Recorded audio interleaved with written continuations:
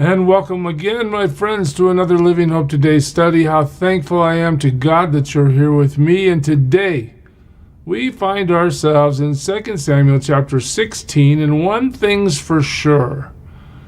No matter how high people get in life, God knows how to humiliate them and bring them down. You know, there's one thing that God hates, it's pride, right? He hates pride. Well, David's exercised his pride. He's taken somebody else's wife. He's gotten her pregnant, killed her husband, tried to deceive everybody in it, and he's been confronted. He knows God's forgiven him, but yet the shame of his actions is bringing him to do things that seem to be weak in some way. And he seems to almost think that he might be receiving God's judgment when bad things happen to him, as if that's what he would deserve and that would be the right thing to happen. Let me show you. It's very insightful for us today. Verse 1, chapter 16, when David had gone a short distance. Now you remember, I hope, before I go too far here, that David has basically gone into self-imposed exile because Absalom has won the hearts of Israel, his son, and Absalom is about to take over. David's stuck in this terrible position. If he attacks Absalom, he's putting himself in the position of killing his own son. So what does he do? He flees as if, in fact, he even says in chapter 15, if God wants me to keep the throne, he'll make sure I somehow do that. But he's not willing to take action against Absalom. So in chapter 16, he's starting to make his escape. Okay. So here we are. When David had gone a short distance beyond the summit, there was Ziba, the steward of Mephibosheth.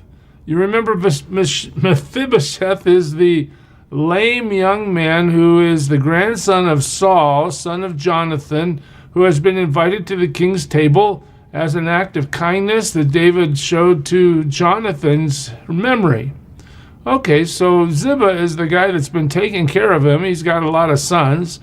Well, now this guy shows up again. He's waiting to meet him. He had a string of donkeys saddled and loaded with 200 loaves of bread and 100 cakes of raisins and 100 cakes of figs and a skin of wine. So this is obviously premeditated. Ziba showing up with a ton of supplies. The king asked Ziba, "Why have you brought these?" And Ziba answered, "The donkeys are for the king's household to ride on. The bread and the fruit are for the men to eat, and the wine is to refresh those who become exhausted in the desert. Hey, king, I'm just here to help out. I know you're having a bad day. You're in exile. Let me bring you a bunch of stuff to kind of calm things down and make it a little easier for you." Oh, well, then that's great. How does David respond to that? The king then asked, "Where is your master's grandson?" In other words, where is Mephibosheth? Ziba said to him, "He's staying in Jerusalem." Now watch this. "Because he thinks, today the house of Israel will give me back my grandfather's kingdom." Mephibosheth, in the mouth of Ziba, is planning to regain power once Absalom takes the throne, in the sense that his line is going to be reestablished as a royal line. Well, Mephibosheth never said that. Ziba said that. David doesn't check it out. David isn't trying to discern. David might even be thinking that Absalom's going to be successful and that Mephibosheth is right. Well, look at verse 4. The king said to Ziba, "All that belonged to Mephibosheth is now yours." Watch that. If he's betrayed me by kind of going over to Absalom's side, well, then you can take all the land that I gave him, all right? Everything, it's yours. The king decrees it. Ziba, as we'll find out in chapter 19, has really performed an act of deception here, but we have to wait to really unpack that. Ziba says in verse 4, "Hey, king, I humbly bow. May I find favor in your eyes, my lord the king." All right? David just says, look, if he's going to betray me like this, you can have all his stuff. Well, as King David approached Bahurim, A man from the same clan as Saul's family came out from there. His name was what? Shimei, son of Gera. And he cursed as he came out. Listen to this, church. This is so sad. This is King David. Listen, he pelted David and all the king's officials with stones, though all the troops in the special guard were on David's right and left. So he's surrounded by his guys. Nonetheless, this Shimei guy comes up and starts throwing rocks at him. Throwing rocks at the king, and he's cursing the king. As he cursed, Shimei said, "Get out. Get out, you man of blood, you scoundrel." Wow. You know, a lot of times you say something like that to the king, you're going to die right there. King doesn't have to take that. Public disgrace, being shamed in public, throwing rocks at the king, cursing him to his face. Well, Shimei says why he's doing it. "The Lord has repaid you for all the blood you shed in the household of Saul, in whose place you have reigned. The Lord has handed the kingdom over to your son Absalom. You have come to ruin because you are a man of blood." So from Shimei's perspective, hey, you're getting payback right here, buddy. You're nobody. God has given the kingdom to Absalom. I'm on Absalom's team, not on your team. You killed a bunch of my relatives when all this power shifted to you, and I hate your guts. that would have to be the Kalevik translation. But nonetheless, he's throwing stuff at him. He's cursing him. Terrible. And he's blaming him. God's doing this to you, David, because you're a man of blood. Well, you can expect a reaction, and there is one in verse 9. Then Abishai, son of Zeruiah, said to the king, "Why should this dead dog curse my lord the king? Let me go over and cut off his head." Well, that would be the typical response to a king that is not going to be dishonored. But what does David do? The king said in verse 10, "What do you and I have in common, you sons of Zeruiah?" Watch this, church. "If he is cursing because the Lord said to him, 'Curse David,' who can ask, 'Why do you do this?'" In other words, David looks at this situation where this guy's throwing rocks at him and cursing him to his face, and he's saying, maybe God put him up to it. Now, don't you remember, God has stated that he's forgiven David for the sin, right? Chapter 12, Nathan's confrontation. "David, your sin's forgiven, but you're never going to have peace in your household again." Well, we've been watching that play out. His daughter's been raped by his son. His son's been killed by his other son. Now Absalom is rebelling and trying to take the kingdom out of his hands. We've seen all that. But psychologically, we see here that David thinks maybe this is all part of God's judgment against him, and that he's not going to retaliate. He's not going to do anything. If the God of gods wants to let this happen, then okay, who is he? David then said to Abishai and all his officials, "My son, who is of my own flesh, is trying to take my life." That's Absalom, right? "How much more then this Benjamite?" That's Shimei. "Leave him alone. Let him curse, for the Lord has told him to." David just acquiesces to this dishonor. "It may be that the Lord will see my distress and repay me with good for the cursing I'm receiving today." So David has been knocked off his high horse and is now in the dust. Somebody's cursing him, throwing rocks and dust at him. His son's rebelling against him. I mean, his life has turned upside down from the favor that he used to experience. And so he says, look, maybe God's going to look at this and he's going to turn this around for my good. I don't know how it's going to happen, but don't stop this guy. Let him do it. So David and his men continued along the road while Shimei was going along the hillside opposite him, cursing as he went, throwing stones at him, showering him with dirt. The king and all the people with him arrived at their destination, exhausted, and there he refreshed himself. So phase 2 in this endeavor in chapter 16, first Ziba has deceived him, and he's given all of Mephibosheth's land to Ziba. And now this guy named Shimei is cursing him to his face, and he's just letting it happen. Well, watch this. If you think you're having a bad day, here comes another event. Meanwhile, Absalom and all the men of Israel came to Jerusalem, and Ahithophel, we better remember this guy's name. He used to be on David's team, you remember?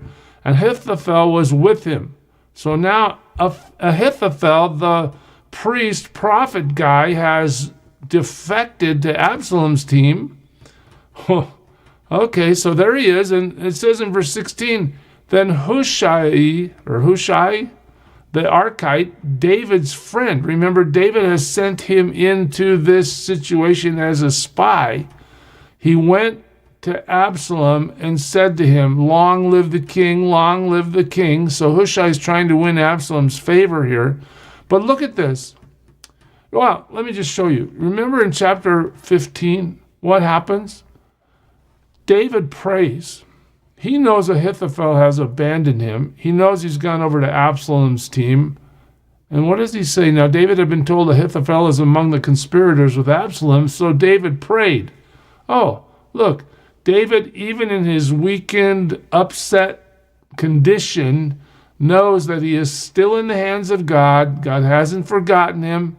David prays, what? O Lord, turn Ahithophel's counsel into foolishness.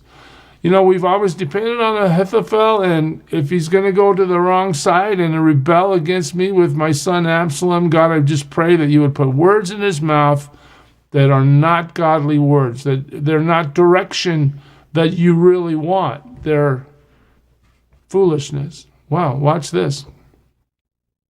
First, Absalom's going to figure out whether this Hushai guy is for real.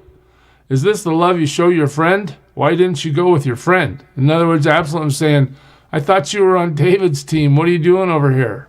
I thought you liked David. Hushai says to Absalom, no, the one chosen by the Lord, by these people, and by all the men of Israel. His I will be, and I will remain with him. So Hushai is trying to disguise his reconnaissance mission by telling Absalom that he's on the team. All right, well, furthermore, who should I serve? Should I not serve the son? Just as I served your father, so I'm going to serve you. Well, that sounds pretty good. And Absalom obviously is willing to receive that. In verse 20, Absalom said to Ahithophel, okay, so here we go. We're going to get some advice that we think is godly. Give us your advice. What should we do? Absalom's thinking about how to consolidate his power and become the next king.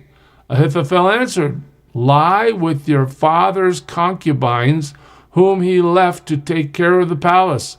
Then all Israel will hear that you have made yourself a stench in your father's nostrils, and the hands of everyone with you will be strengthened. Wow. So, hey, David, you remember what God told you? You did your dirt in private. We're going to make sure that you get humiliated in public for what you've done. That's going to be part of your punishment. Okay, guess what? Here your own son is taking your concubines in public so that the world understands that you are absolutely with no power at all, and that this is a dishonor that's beyond the pale, so to speak. So they pitched a tent for Absalom on the roof, and he lay with his father's concubines in the sight of Israel, of all Israel. So David's shame escalates. Now in those days, the advice Ahithophel gave was like, look at this, like that of one who inquires of God. In other words, he's held in high esteem as one who can tell the truth as God reveals it. That was how both David and Absalom regarded all of Ahithophel's advice. So David's prayed the prayer that Ahithophel will give him bad advice, but both of them, David and Absalom, are still of the opinion that God speaks through Ahithophel. So Ahithophel has given this advice to Absalom to sleep with the concubines, and Absalom has done it. Where does it go from here? Well, you have to come back next time. God bless you, church. Just remember this, though. Sometimes when God's going to refine us, he'll take us all the way through a humiliating sequence to bring us to a place where we know we are nothing, where we are completely dependent on him, where we surrender all that we thought we could do in ourselves to him. David's at that stage right now, and we'll watch how God responds as we pursue this book. God bless you, church. Serve him well today. Who is it who for sinners shed his blood, and now for cleansing all can plunge beneath that flood? It's Jesus.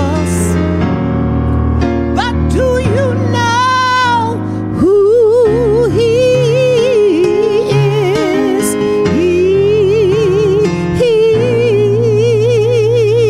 He's the image of the invisible God, and he's the brightness of his glory, the first, the last, the future, the past. He is God.